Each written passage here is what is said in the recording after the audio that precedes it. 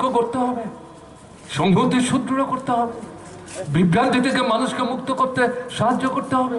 তার জন্য আজকের দিনের যে জ্বলন্ত সমস্যা তাকে ভিত্তি করে ব্যাপক আন্দোলন গড়ে তুলতে হবে। আঘাত যারা আনবার চেষ্টা করছে বারবার, তাদের বিরুদ্ধে ঐক্যবদ্ধভাবে তাদেরকে প্রতিহত করবার জন্য ভূমিকা নিতে হবে। কাজে এই জায়গাটাতে এই একতার কিন্তু কোনো বিকল্প নেই। তাই আপনাদের কাছে আবেদন থাকবে, একদিকে সন্ত্রাসবাদকে মোকাবেলা করা, ফ্যাসিস্ট সুলভ যে সন্ত্রাস তাকে মোকাবেলা করা ঐক্যবদ্ধভাবে। আমরা লাঠি শুটার কথা বলছি না, মানুষের সংহতি, মানুষের ব্যাপক জমায়েত।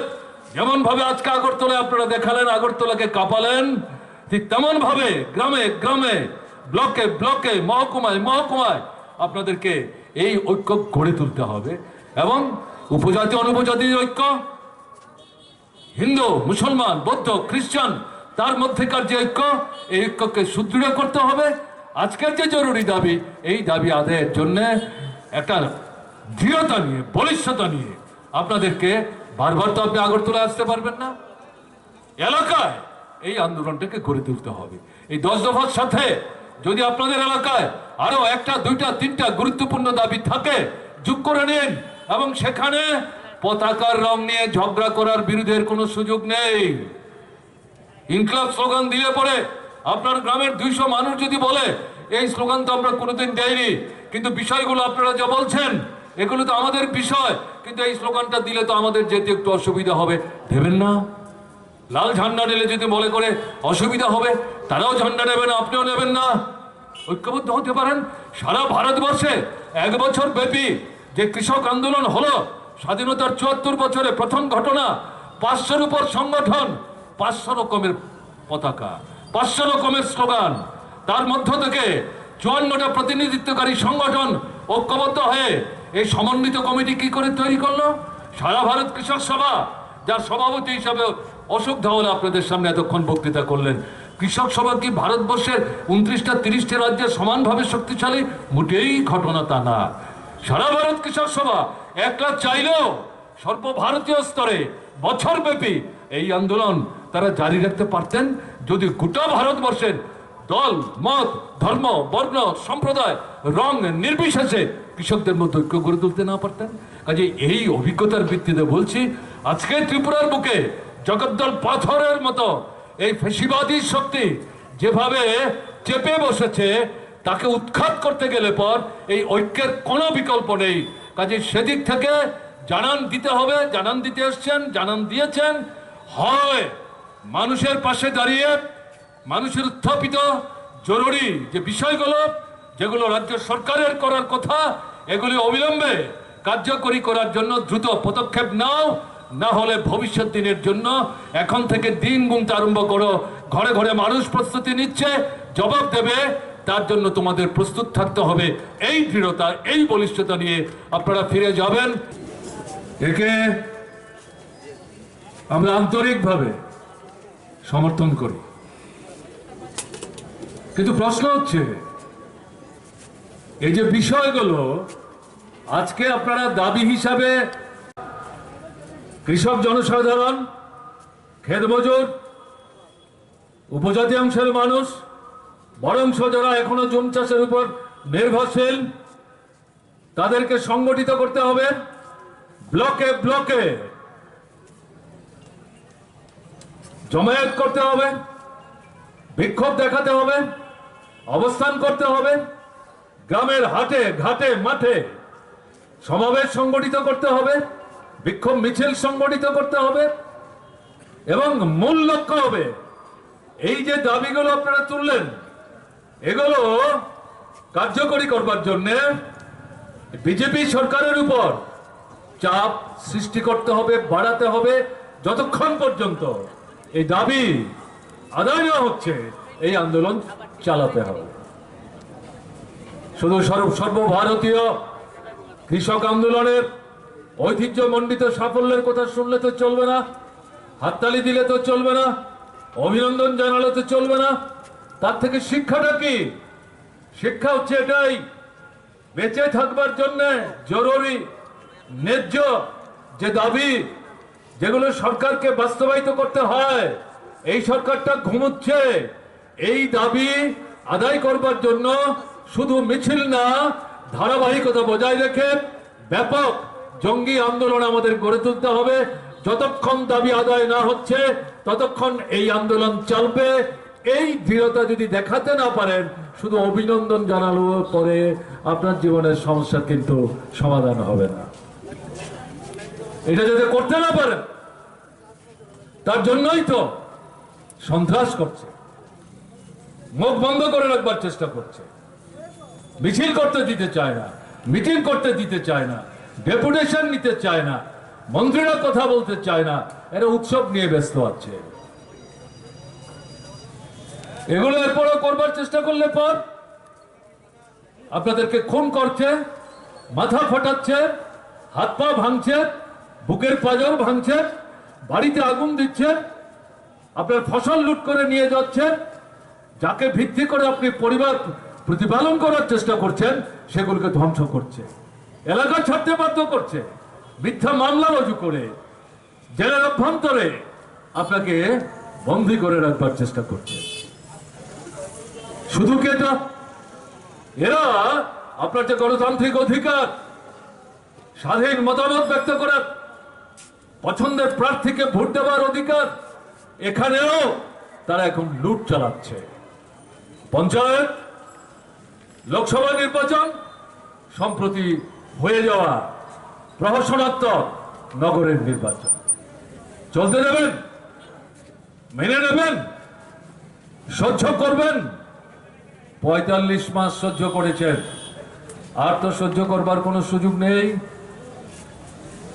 এই জায়গায় নিজের পায়ের উপর দাঁড়াতে হবে, কোমরের জোরের উপর দাঁড়াতে হবে, ঘুরে দাঁড়াতে হবে এবং প্রথমত এই সন্ত্রাস করে যারা আপনার মুখের গ্রাস কেড়ে নিয়েছে, আপনার গণতান্ত্রিক অধিকার হরণ করেছে, তাদের বিরুদ্ধে ঐক্যবদ্ধভাবে তাদেরকে প্রতিহত করবার জন্য ভূমিকা নিতে হবে। যে কথা এখানে বলা দরকার, যেই যুবকদের এই সন্ত্রাসবাদী ফেসিবাদী যে সন্ত্রাস এতে কাজে লাগাচ্ছে, এদেরকে প্রলুব্ধ করেছে। এটা করলে ওটা করলে চাকরি হবে, লোন পাবে, কন্ট্রাক্টারি পাবে, বাড়ি পাবে, ঘর পাবে, এই সমস্ত।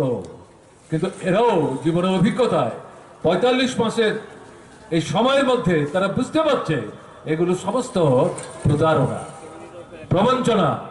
হয়ে গেলেন এখান থেকে ৩৩,০০০ উপজাতি অংশের যুবক যুবতী, সেখানে গিয়ে আরেক রকম, ফিরে এসে আরেক রকম। তো তাদেরকে যদি জিজ্ঞেস করেন হঠাৎ করে আপনারা উপজাতি দর্জি হয়ে গেলেন, দল মত নির্বিশেষে সব উপজাতি এক হোক, তো আপনাদের অতীত তো দলের সঙ্গে আপনারা যুক্ত ছিলেন। ত্রিপুরা রাজ্যে রাজন্য শাসন ছিল ১৩০০ বছর, ১৩৪ জন উপজাতি রাজা ছিলেন। সেই সময়ে শিক্ষা, কৃষি, সড়ক, পরিবহন, স্বাস্থ্য, মাথা গুঁজবার জায়গা কোনো কিছুই তো আপনারা করেননি। উপজাতি রাজা, জনগণের বৃহত্তম অংশ উপজাতি অংশের মানুষ, কোথায় ছিলেন আপনারা? এখন হঠাৎ করে তথাকথিত উপজাতি দরদি শেষে প্রকৃত অর্থে যারা উপজাতিদের অধিকারগুলো একের পর এক সংহার করছে, পরোক্ষে তাদেরকে সাহায্য করার চেষ্টা করছেন, কে এটা বুঝছে না। কাজে এই জায়গায় উপজাতি অনুপজাতি অংশের মানুষের ঐক্য সংহতি যদি সুরক্ষিত করে না যায়, যেটার ফসল বামফ্রন্ট সরকার, যে বামফ্রন্ট সরকার ত্রিপুরার কৃষির ক্ষেত্রে একটা বৈপ্লবিক পরিবর্তন আনতে সক্ষম হয়েছিল। কৃষি এটা হচ্ছে আমাদের দেশের অর্থনীতির মূল ভিত্তি, আর কৃষির প্রাণকেন্দ্র হচ্ছে কৃষক জনসাধারণ, তাদের হাত, তাদের পা, তাদের রক্ত, তাদের ঘাম, এগুলো ঝরিয়ে কাজে লাগিয়ে এই মাঠের বুক চিরে ফসল ফলায়, সেই ফসল মানুষের মুখে তারা তুলে দেয়, অন্ন তাদের তুলে দেয়, তার জন্য তাদেরকে আমরা বলি অন্নদাতা। কাজে এই কৃষির উন্নতি আর এই কৃষক জনসাধারণ তাদের জীবনযাত্রার মান যদি উন্নত থেকে উন্নততর করা না যায়, ভারতবর্ষে কিসের উপর ভিত্তি করে অগ্রগতি সাধন করবে? স্বাধীনতার পর যতগুলো সরকার হয়েছে কেন্দ্রে, এই ৭৪ বছরের মধ্যে বলেছে অনেক কিছু, কিন্তু কৃষক জনসাধারণের জীবনের এই মূল সমস্যাগুলো সমাধানের জন্য কৃষিতে যে গুরুত্বপূর্ণ ভূমিকা নেওয়া দরকার সেই ভূমিকা তো তারা নেননি, এবং সবচেয়ে নিকৃষ্ট ভূমিকা গ্রহণ করে চলেছে নরেন্দ্র মোদীর নেতৃত্বে আরএসএস এর পরিচালনায় পরিচালিত ফেসিবাদী শক্তি। স্বাধীনতার সংগ্রামে যাদের কোনো ভূমিকা ছিল না সে বিজেপি সরকার।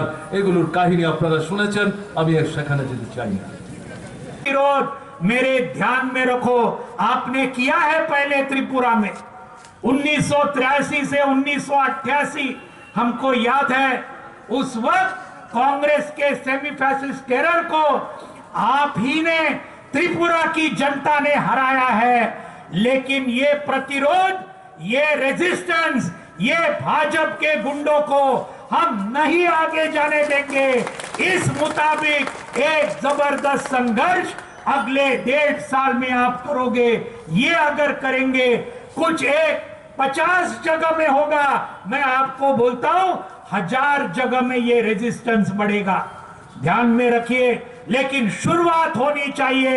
इनको 2 हाथ होना चाहिए इनका सुपड़ा साफ करने का। हमारा ये पूरा प्रतिरोध पूरे त्रिपुरा में फैल जाना चाहिए और आपने इसका नेतृत्व करना चाहिए जो आज यहां आए हैं। इतना ही बोलते हुए आगे का दिन आज देश, ये सब अगर रोकना है, ये में हमारे देश में हमारे अखिल भारतीय किसान सभा ने इसका स्टडी किया, लाखों की तादाद में आया। ये 3.5 साल के बीजेपी के राज्य सरकार को आप यहां उस हफ्ते के बाद मजदूरों के ऊपर हमला करने वाले ये लेबर कोड लाए। यानी देखो मोदी सरकार क्या है, जो 2 वर्ग हमारे देश की संपत्ति निर्माण करते हैं, किसान और मजदूर, उन्हीं के ऊपर हमला। और हमला कब किया?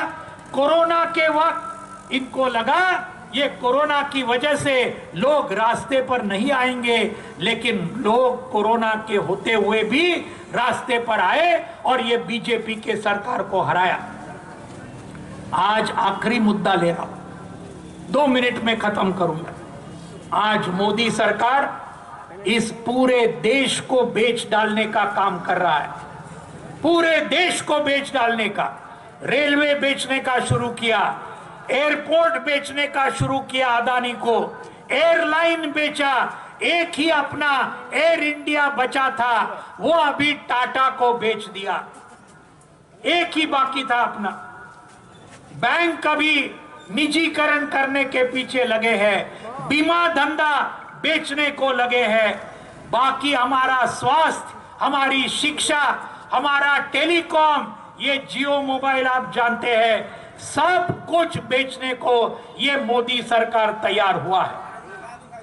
और इसलिए इसको आज लोगों तक नहीं आए, इसलिए धर्म का इस्तेमाल करना, जाति का इस्तेमाल करना, दंगे फसाद करवाना, ये सब जो बातें हो रही है सांप्रदायिकता का, ये भाजपा का एक ही वो एजेंडा है, दूसरा कोई नहीं है। इस एजेंडा को भी हमको हराना होगा, देश को बेचने से बचाना होगा।